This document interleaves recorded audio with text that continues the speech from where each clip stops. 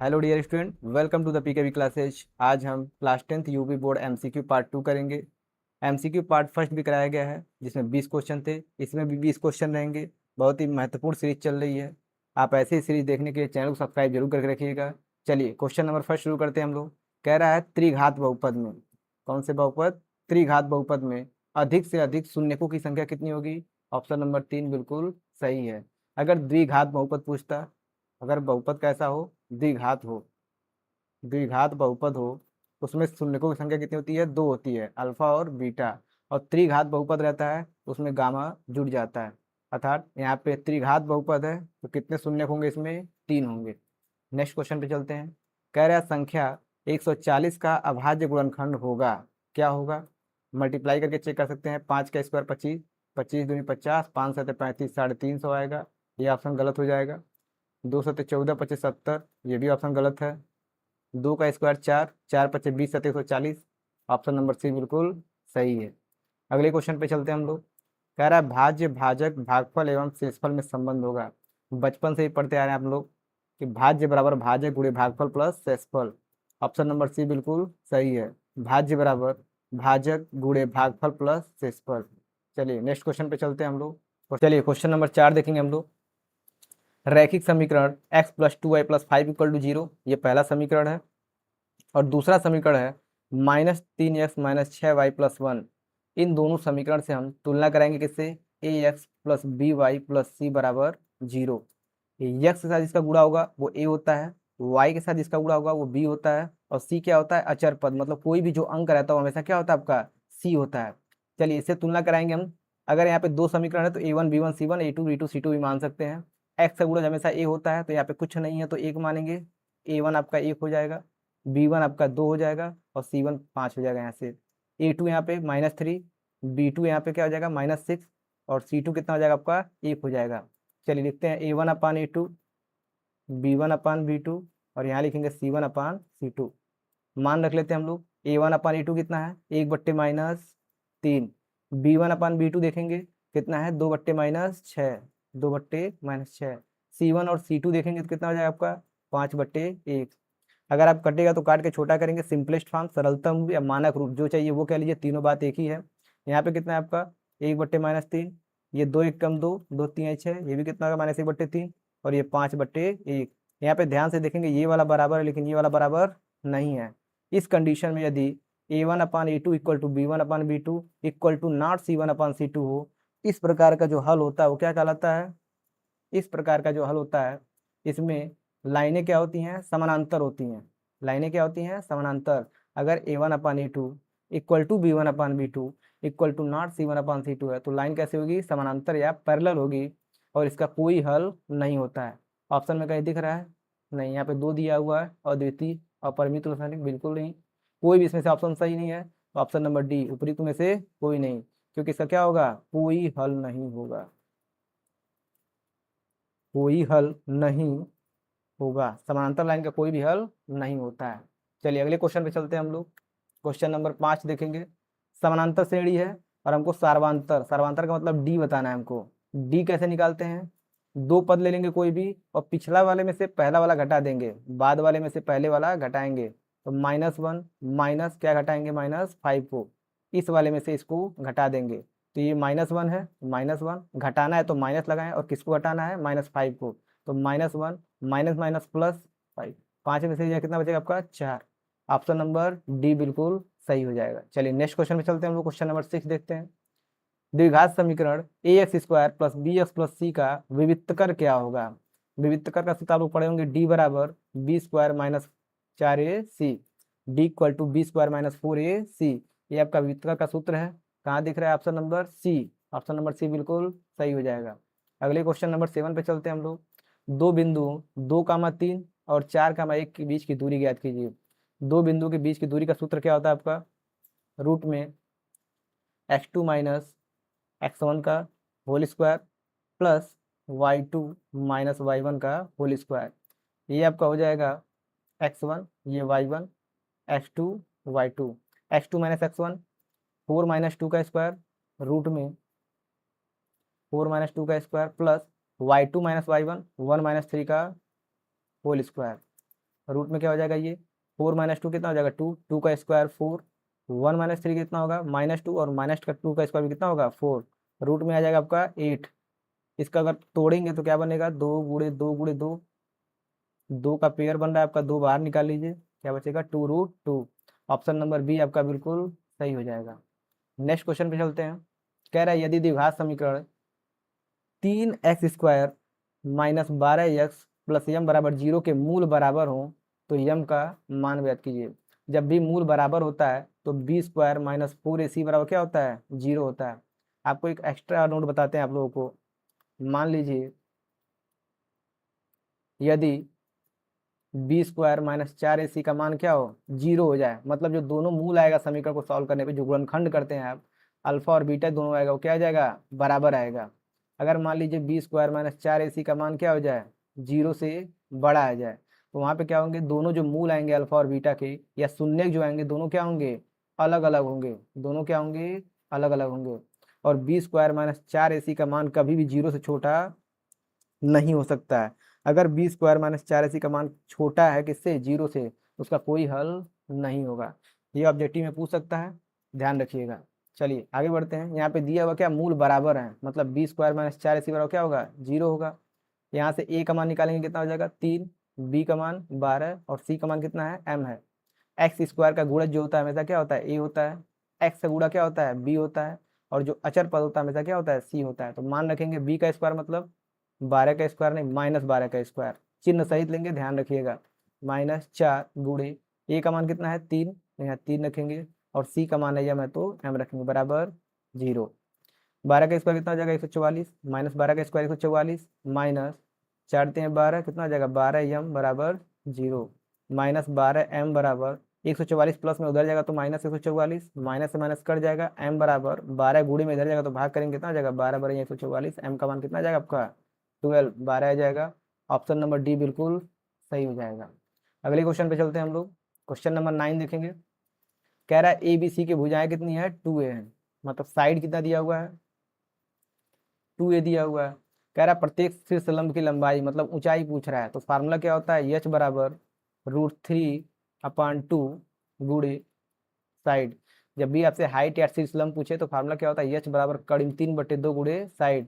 तो कड़िम 3/2, साइड कितना है आपका 2a, यहाँ पर रखेंगे 2a, 2 से 2 कट जाएगा, क्या हो जाएगा आपका a कड़ी में 3। ऑप्शन नंबर सी बिल्कुल सही हो जाएगा। अगले क्वेश्चन पे चलते हैं। क्वेश्चन नंबर 10 देखेंगे। कह रहा निम्नलिखित सारणी का माध्य क्या होगा। माध्य कैसे निकालते हैं, बहुत ही आसान तरीका है। वर्ग अंतराल देखेंगे क्या है 3 और 1 4, इसमें 2 का भाग देंगे कितना आएगा 2, 5 और 3 8, 2 का भाग देंगे 4, 7 5 12, 2 का भाग देंगे 6, 7 7 14 16, 2 का भाग देंगे 8, 11 9 20, 11 9 20, 2 से भाग देंगे कितना जाएगा 10। इन दोनों को जोड़ के 2 से भाग देने पे क्या आता है हमारा एक सिंगल डिजिट में आ जाएगा। इसके बाद आप क्या करेंगे लिखेंगे गुणा कराएंगे बारंबारता, और जो वैल्यू निकाले उसका गुणा कराएंगे 2 तिहाई 6, या इसको एक लाइन स्किप नहीं करते हैं अच्छे से लिखते हैं, ये 2 गुणे 3 प्लस 4 गुणे 2 प्लस 6 गुणे 4 प्लस 8 गुणे 2 प्लस 10 गुणे 3। इसको डिवाइड कैसे करेंगे हम लोग, इसको हम लोग डिवाइड करेंगे बारंबारता को जोड़ के। बारंबारता जोड़ेंगे हम लोग कितना है 3 प्लस 2 प्लस 4 प्लस 2 प्लस यहाँ पे 3। चलिए गुणा कराएंगे 2 तिहाई 6 प्लस 4 दूनी 8, ये गुणा करा के लिखेंगे हम लोग, प्लस 6 चौको 24 प्लस 8 दूनी 16 प्लस 10 तिहाई 30। सबका गुणा करा के लिखेंगे 2 तिहाई 6, 4 दूनी 8, 6 चौको 24, 8 दूनी 16, 10 तिहाई 30, सबको प्लस कर दिए। फिर अपान बट्टे का चिन्ह लगाएंगे, और नीचे जो है इसको जोड़ के लिखेंगे कितना हो जाएगा 3 2 5 4 9 2 11 3 14। ऊपर वाले को जोड़ेंगे कितना आ जाएगा 6 8 14, 24 10 34 4 38, 38 10 48 है 54, और 54 तो कितना हो जाएगा आपका 84, 84 आ जाएगा, और नीचे क्या है 14।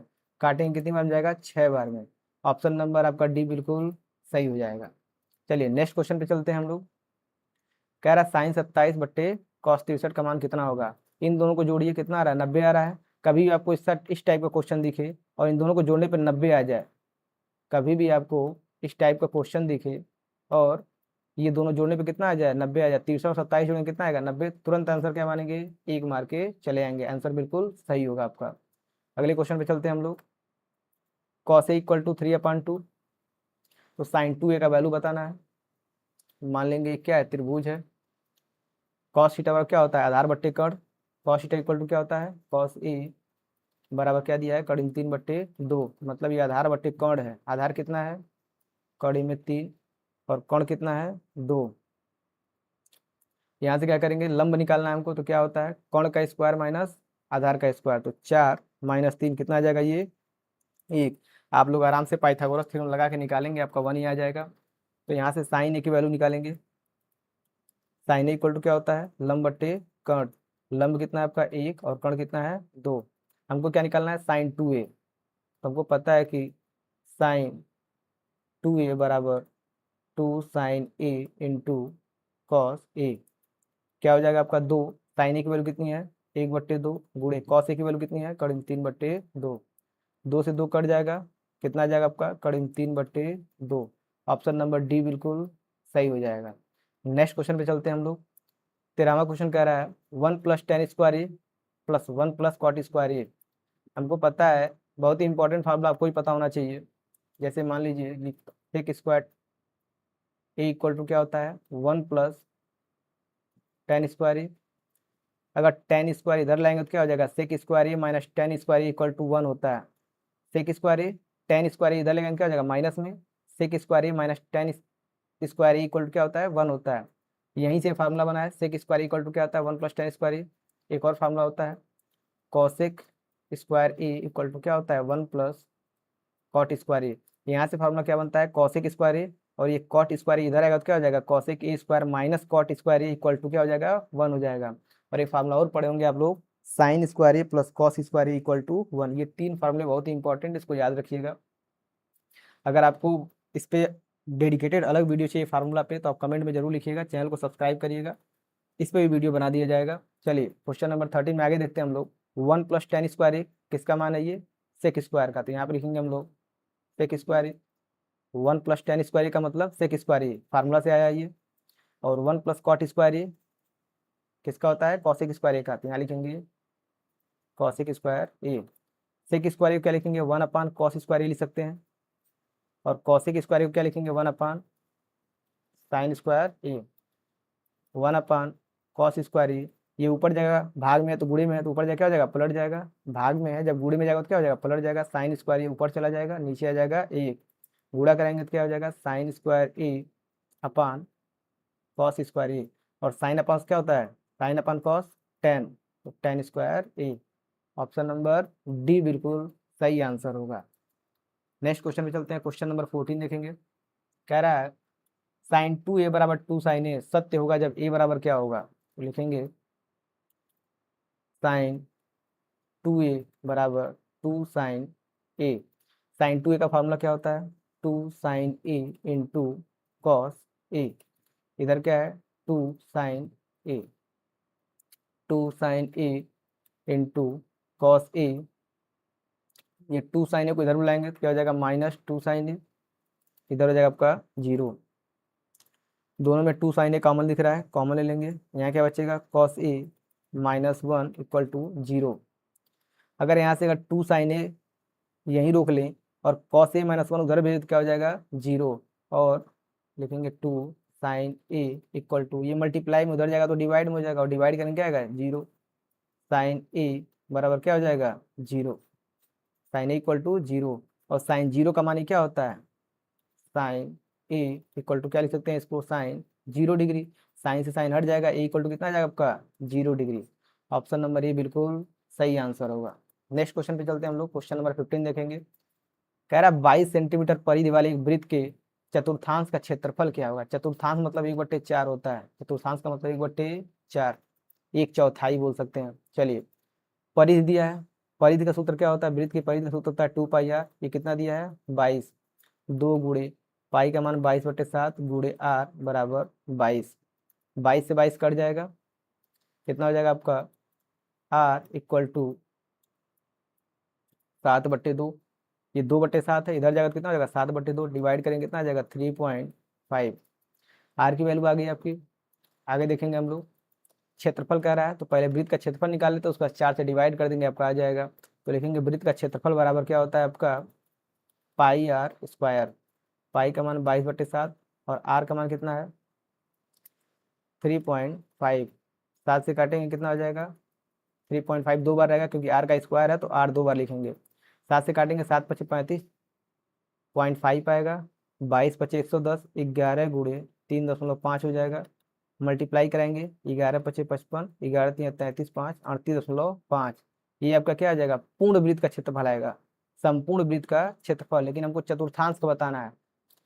38.5 आपका क्या है संपूर्ण वृत्त का क्षेत्रफल है, और चतुर्थांश का निकालेंगे क्या करेंगे 4 से भाग देंगे। अगर यहाँ से पॉइंट हटाएंगे, अगर यहाँ से पॉइंट को हटा दिया जाए तो क्या हो जाएगा 385/40 हो जाएगा। ऊपर नीचे 10 गुणा करा देंगे। अब इसको काटेंगे हम, किससे कटेगा 8 से काट लेते हैं। 8 से कटेगा नहीं 5 से काट लेते हैं। 5×8 = 40, यहाँ हो जाएगा 5×7 = 35, 3 बचा, 5×7 = 35, 77/8। ऑप्शन नंबर सी बिल्कुल सही आंसर हो जाएगा। नेक्स्ट क्वेश्चन पे चलते हैं हम लोग। क्वेश्चन नंबर 16 देखेंगे।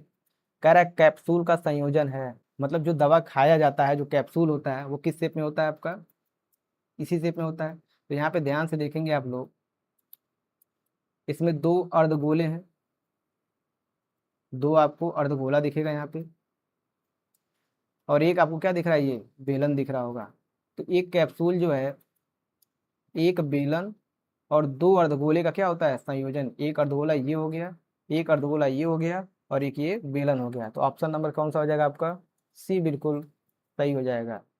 एक बेलन नहीं, ये तो गलत हो जाएगा आपका। ऑप्शन नंबर बी सही होगा, एक बेलन और 2 अर्धगोला। एक अर्धगोला नहीं है, कितने इसमें 2 हैं, तो ये वाला ऑप्शन गलत हो जाएगा। ऑप्शन नंबर बी बिल्कुल सही है, एक बेलन और 2 अर्धगोला।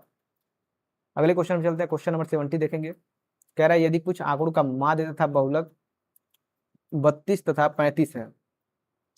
बहुत ही महत्वपूर्ण क्वेश्चन है, एक फार्मूला है उसको याद रखिए। हर बार क्वेश्चन में ये क्वेश्चन रिपीट होता है, हर एग्जाम में क्वेश्चन बार बार रिपीट होता है, आगे कंपटीशन में भी ये क्वेश्चन आते हैं।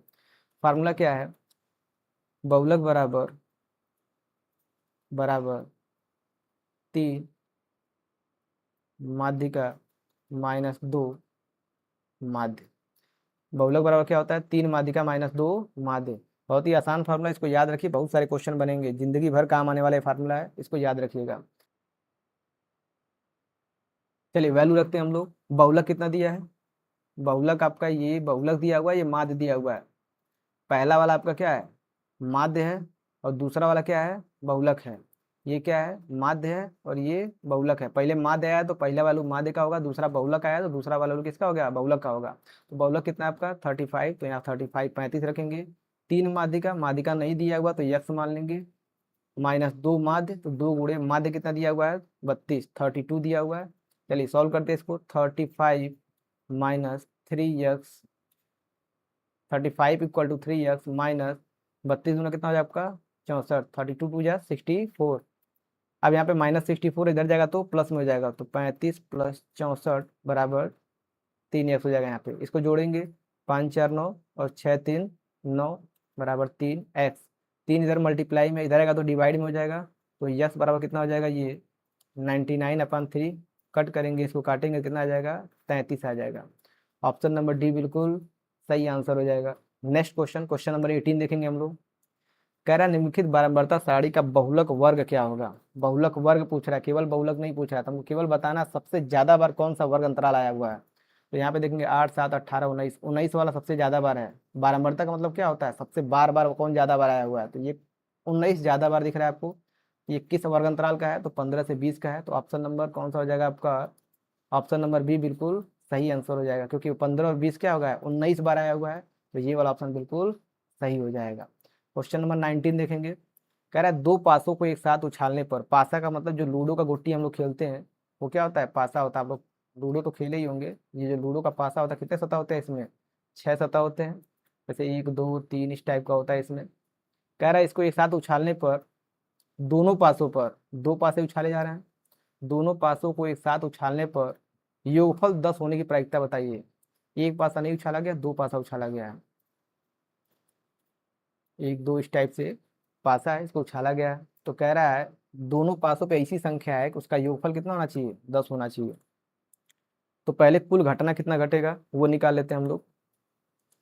तो कुल घटना हो जाएगी, कुल घटना हो जाएगा आपका, एक पासे पे कितने होते हैं नंबर, पूरे 6 होते हैं। और 2 बार उछाला गया तो 6 का स्क्वायर कर देंगे, कितना हो जाएगा 36। अगर 3 बार उछाला जाता तो 6 पे घाते 3, 216 हो जाता है। जितनी बार उछाला जाता है उतना पावर चढ़ा देते हैं हम लोग। ये क्या हो जाएगा, कुल घटना। अब पूछ रहा है कि ऐसी कितनी संख्याएं होंगी दोनों पासों पे कि उनका योगफल कितना हो जाए, 10 हो जाए। वो निकालते हैं संभावित घटना। संभावित घटना कितना होगा, कौन कौन सी हो सकती है। हो सकता है पहले वाले पे कितना आ जाए आपका, 5 आ जाए, दूसरे वाले पे भी 5 आ जाए, 10 हो जाएगा आपका। एक पे 6 आ जाए, एक पे 4 आ जाए। हो सकता है 4 और 6 आ जाए। और कोई कंडीशन बनेगा, एक के साथ 9 तो आएगा नहीं, 2 के साथ 8 भी नहीं आएगा, 3 के साथ 7 नहीं आएगा, 4 6 6 4 हो गया, 5 5 हो गया, और कोई कंडीशन नहीं बनेगा। तो कुल घटना कितनी घट रही है, 1 2 और 3। तो आपका हो जाएगा 3/, नीचे क्या होता है कुल घटना, ऊपर होती है संभावित घटना, नीचे होता है कुल घटना। इसको जब डिवाइड करेंगे कितना हो जाएगा, 3 एकम 3, 3 से करेंगे 36 को तो 12 बन जाएगा। ऑप्शन नंबर ई बिल्कुल सही आंसर होगा। आज के सीरीज का लास्ट क्वेश्चन, क्वेश्चन नंबर 20 है। हर एक सीरीज में 20 क्वेश्चन ही कराए जा रहे हैं, क्योंकि आपके यूपी बोर्ड के क्वेश्चन में 20 नंबर के ऑब्जेक्टिव क्वेश्चन आते हैं, जो आपके परसेंटेज को बढ़ाने के लिए बहुत ही मोस्ट मोस्ट मोस्ट इंपॉर्टेंट है। ऐसे ही ये पार्ट 2 है, पार्ट 1 तो कराया गया, आपने देखा ही होगा। ऐसे ही पार्ट 3 पार्ट 4 करते पार्ट 10 तक जाएगा। कुल 200 क्वेश्चन आपको कराए जाएंगे, बहुत ही इंपॉर्टेंट क्वेश्चन होंगे। अगर आप इन 200 क्वेश्चन को करके जाते हैं तो आपको एग्जाम के पर्पज से बहुत ही हेल्पफुल होगा और आपके अच्छे मार्क्स आ जाएंगे। चलिए क्वेश्चन नंबर 20 देखते हैं। कह रहा है एक पासे को एक बार फेंकने पर, एक ही बार फेंका गया तो कुल घटना कितनी होगी, 6। 1 2 3 4 5 6, इसी में से कोई नंबर आएगा। 6 से ज्यादा कोई नंबर तो होता नहीं है लूडो की गुट्टी में, वही पासा होता है ना आपका, उसमें 6 से ज्यादा नंबर नहीं होते हैं। तो कह रहा है सम संख्या प्राप्त होने की, तो कोई लूडो का गुट्टी फेंकेंगे तो कितना होगा, 1 2 3 4 5 या 6, इसी में से कुछ आएगा। लेकिन कह रहा है सम संख्या आना चाहिए, तो कितनी संख्या है, एक सम संख्या हो गया आपका, ये भी सम संख्या होगा, ये भी सम संख्या होगा, 3 सम संख्या है। और कुल घटना कितना है, 6। तो 6 काटेंगे कितना जाएगा आपको, 1/2। ऑप्शन नंबर आपका सी बिल्कुल सही हो जाएगा। ऐसे ही अगले सभी सीरीज को देखने के लिए हमारे यूट्यूब चैनल को सब्सक्राइब जरूर करिएगा और बेल आइकन को प्रेस करके रखिएगा, ताकि आगे के नोटिफिकेशन मिलते रहें आपको। मिलते हैं आपसे नेक्स्ट वीडियो में। Thank you.